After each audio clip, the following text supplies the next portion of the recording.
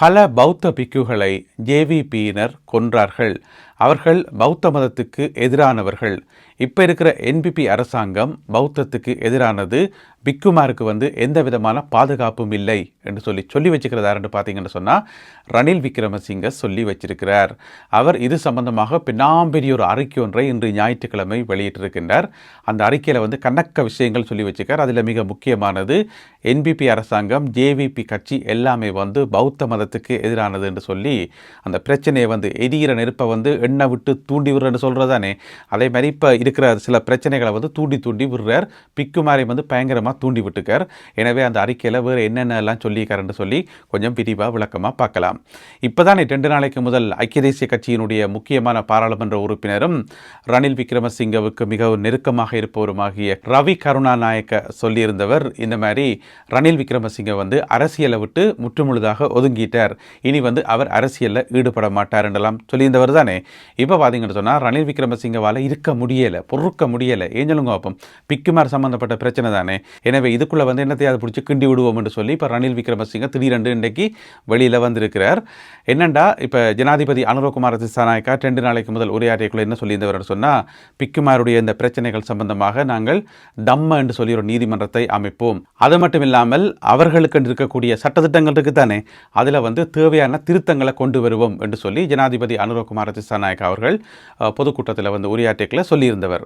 இது கடுமையான கண்டனங்களை உருவாக்கி இருந்தது, கடும் எதிர்ப்புகளை உருவாக்கி இருந்தது. ரணில் விக்ரமசிங்கவனுடைய அறிக்கையில் என்ன சொல்லப்படுதுன்னு சொன்னால், அந்த தம்ம நீதிமன்றம் அமைக்கிறதான் இந்த பௌத்தத்தை சிதைக்கிறதுக்கான ஒரு நடவடிக்கை, பௌத்த மதத்துக்கு எதிரான நடவடிக்கை என்று சொல்லி வச்சுக்கார். எனவே அதுக்குள்ள ஏதோ பிரச்சனைகள் இருக்கும் போல இருக்கு. இன்னொரு விஷயத்தையும் ஜனாதிபதி அனுரகுமார திசாநாயக்கா அவர்கள் சொல்லியிருந்தவர், இந்த பிக்குமாருக்கான சட்டங்கள் இருக்குத்தானே, பௌத்த சட்டங்கள், அதில் திருத்தங்கள் கொண்டு வருவோம் என்று சொல்லி அதுக்கும் ரணில் விக்ரமசிங்க தன்னுடைய கடுமையான எதிர்ப்பை தெரிவித்திருக்கிறார். ஏனென்று சொன்னால் அது அரசாங்கம் நினைச்சபடி அப்படியெல்லாம் மாற்ற முடியாது, அதுக்கண்டு ப்ரொசீஜர்ஸ் இருக்குது, அது மகா சங்கத்தினருடைய அனுமதி பெறப்படணும், அதெல்லாம் முறையாக செய்யணும், அப்படி இப்படின்னு சொல்லி வச்சுக்கார். எனவே சுருக்கமாக சொல்ல போனால் அண்மையில் ஜனாதிபதி அனுரகுமார திசாநாயக்கா அவர்கள் சொன்ன அந்த பரிந்துரைகளை ரணில் விக்ரமசிங்க எதிர்த்திருக்கிறார், கடுமையாக எதிர்த்திருக்கிறார்.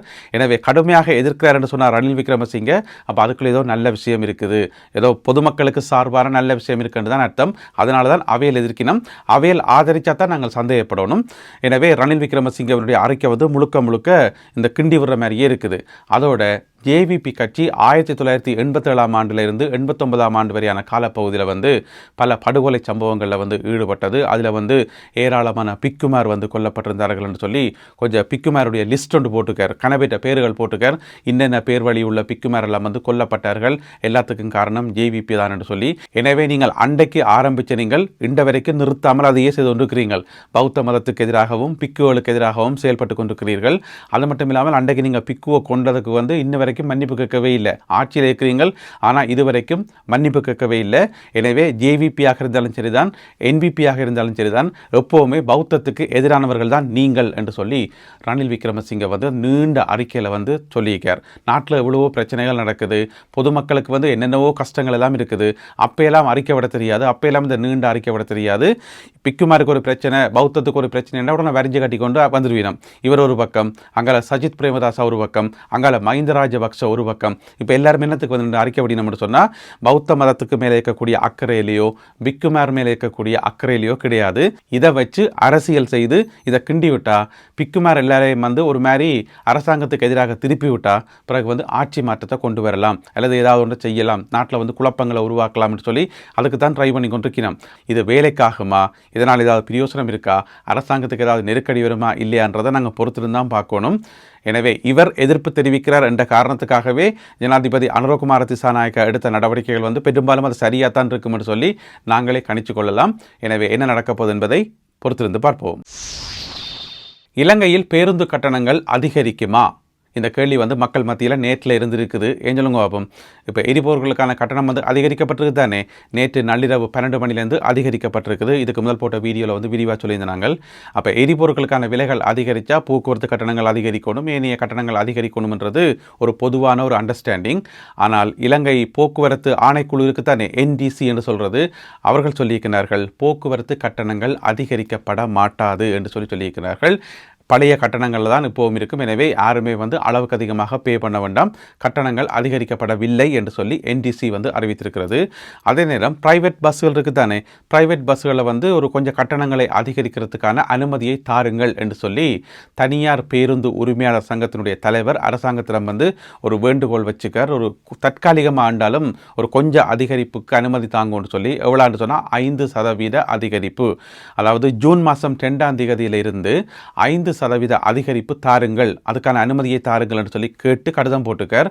அந்த கடிதத்துக்கு இன்னும் ஓகே சொல்லப்படையில. எனவே தனியார் பேருந்துகளுக்கான கட்டணங்கள் அதிகரிப்பது சம்பந்தமாக இன்னும் அரசாங்க தரப்பால் ஒரு முடிவுமே எடுக்கப்படையில. இதுதான் இன்றைய சிச்சுவேஷன். இந்த தகவல்களை வெளியிட்டிருக்கிறது தேசிய போக்குவரத்து ஆணைக்குழு NTC. இலங்கையினுடைய மின்சார வலையமைப்பு இருக்குத்தானே, அதில் வந்து புதிதாக ஒரு அதிரடியான மாற்றம் ஒன்று கொண்டு வரப்பட இருக்கிறது. இங்கே வெளிநாடுகளில் இருக்கிற மாதிரியான ஒரு அதிரடியான மாற்றம் என்னென்னு சொன்னால், இந்த பிட்டிய அளவிலான பிரம்மாண்டமான அளவிலான பேட்டரிகள் இலங்கைக்கு வந்து இப்போ கொண்டு வந்து இறக்கப்பட்டிருக்கிறது. இந்த பேட்டரிகள், இந்த மின்கலங்கள் எல்லாமே வந்து இலங்கை மின்சார வலையமைப்போடு வந்து இணைக்கப்பட இருக்கின்றன. நாட்டினுடைய பல்வேறு பகுதிகளில் கொண்டு போயிட்டு மின்சார கட்டமைப்புடன் இணைக்கப்பட இருக்கின்றன. அதன் மூலம் பொதுமக்களுக்கு நிறைய நன்மைகள் கிடைக்கும். அப்படி என்னென்னு கேட்டிங்கன்னு சொன்னால், இந்த நாங்கள் எங்களுடைய மொபைல் ஃபோனுக்கு சார்ஜ் பண்ணுறதுக்கு பவர் பேங்க் என்று சொல்லி ஒன்று யூஸ் பண்ணுவோம் தானே, பவர் பேங்க் சின்ன சைஸில் இருக்கும். அதே மாதிரி இருக்கக்கூடிய மிக பிரம்மாண்டமான பவர் பேங்க் தான் இந்த பேட்டரிஸ், இந்த மின்கலங்கள் என்று சொல்லலாம். இந்த சிஸ்டத்தை சொல்கிறது பெஸ் என்று சொல்கிறது, BESS என்று சொல்கிறது, அதாவது பேட்டரி எனர்ஜி ஸ்டோரேஜ் சிஸ்டம். பேசிக்காக பார்த்தீங்கன்னு சொன்னால் மின்சாரத்தை வந்து சேமித்து வைக்கக்கூடிய ஒரு மிக பிரம்மாண்டமான ஸ்டோரேஜ், அதை தான் பெஸ் சிஸ்டம்னு சொல்லி சொல்கிறது. அப்போ அதுக்கு வந்து 16 பிரம்மாண்டமான பேட்டரிகள் வந்து மின்கலங்கள் வந்து இலங்கைக்கு இறக்குமதியாகும். அதில் அரைவாசி இப்போ வந்துட்டுது, மிச்சம் இனி ஃபியூச்சரில் வேற இருக்குது. அப்போ இந்த பிரம்மாண்டமான பேட்டரிகள் இருக்குது தானே மின்கலங்கள், இது வந்து மொத்தம் 16 யூனிட்டாக வருது. 16 தனித்தனி பேட்டரி என்று வைங்களேன்.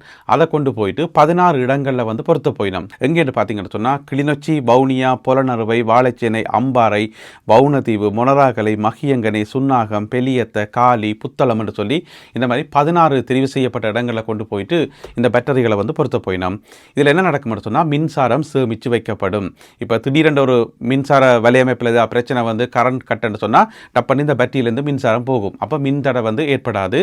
அப்போ இந்த ஒவ்வொரு பேட்டரியும் வந்து 10 மெகாவாட் அளவுள்ள பேட்டரி என்று சொல்லி சொல்லப்படுது. கிட்டத்தட்ட 4 மணி நேரத்துக்கு மின்சாரத்தில் எந்த விதமான பிரச்சனையுமே இல்லை. இப்போ திடீரென்று பவர் கட்டுன்னு சொன்னால் இதிலிருந்து மின்சாரம் போகும். ஒரு 4 மணி நேரத்துக்கு தொடர்ச்சியாக மின்சாரம் போகும் என்று சொல்லப்படுது.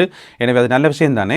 இந்த திட்டத்தினுடைய மொத்த அளவு எவ்வளோன்னு பார்த்தீங்கன்னு சொன்னால் 160 மெகாவாட் மின்சாரத்தை வந்து சேமித்து வைக்கிறது தான் இதனுடைய மொத்த பிளான்.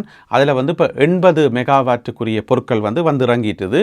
அதெல்லாம் வந்து மிக விரைவில் நாட்டினுடைய நான் சொன்ன அந்த இடங்களுக்கு வந்து அனுப்பப்படும் என்று சொல்லப்படுது. எனவே இந்த பேட்டரி சிஸ்டம் வந்து முழுமையாக அமுல்படுத்தப்பட்டு எல்லா இடங்களும் படியாக ஃபிட் பண்ணி பூட்டினா பிறகு அதில் இருந்து 6,40,000 யூனிட் மின்சாரம் 6,40,000 யூனிட் மின்சாரத்தை வந்து சேமித்து வைக்க முடியும் என்று சொல்லப்படுகிறது. எனவே இது வந்து இலங்கை மின்சார வலையமைப்பில் வந்து ஒரு மிக பெரும் புரட்சியாக பார்க்கப்படுகிறது. நல்ல விஷயம், வரவேற்கப்பட வேண்டிய விஷயம். இதைத்தான் இதை பெஸ்ட் என்று சொல்லப்படுற சிஸ்டமுக்கு தானே இங்கே வெளிநாடுகளில் வந்து மிகவும் பிரபலமானது. வெளிநாட்டு மின்சாரத்தில் வந்து மிகவும் முக்கியமான பங்கு. இங்கே பார்த்தீங்கன்னு சொன்னால் பவர் கட் வாரதை வந்து சரியான அரிதாக இருக்கும். உங்கள் எல்லாருக்குமே தெரியும். எப்போ பார்த்தாலும் மின்சாரம் இருந்தோன்னு தான் இருக்கும். பவர் கட் என்ற பேச்சுக்கே இல்லை. எப்போயாவது இருந்துட்டு அரிதாகத்தான் அப்பப்போ ஒரு பவர் கட் வரும். அது வந்து உடனடியாக சீர் செய்யப்படும். அதுக்கு காரணம் இந்த மாதிரியான நவீன சிஸ்டங்கள் தான். இப்போ வந்து இலங்கைக்கு முதல் முறையாக அது வந்திருப்பது வந்து ஒரு மகிழ்ச்சியான விஷயமாகும். அடுத்ததாக இன்றைய கருத்தோவியம்.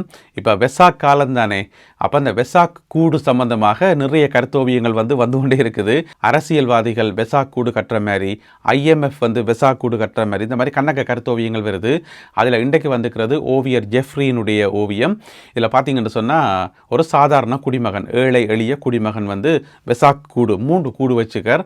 அந்த 3 கூட்டிலையும் எழுதப்பட்டிருக்கிறது கோஸ்ட் ஆஃப் லிவிங் என்று சொல்லி. எனவே நாட்டில் வந்து என்னதான் மாற்றங்கள் வந்தானே, என்னதான் நடந்தாலும் சாதாரண பொதுமக்களுக்கு என்ன தேவை? வாழ்க்கை செலவு வந்து அதிகரிக்கக்கூடாது, காஸ்ட் ஆஃப் லிவிங் வந்து அதிகரிக்கக்கூடாது.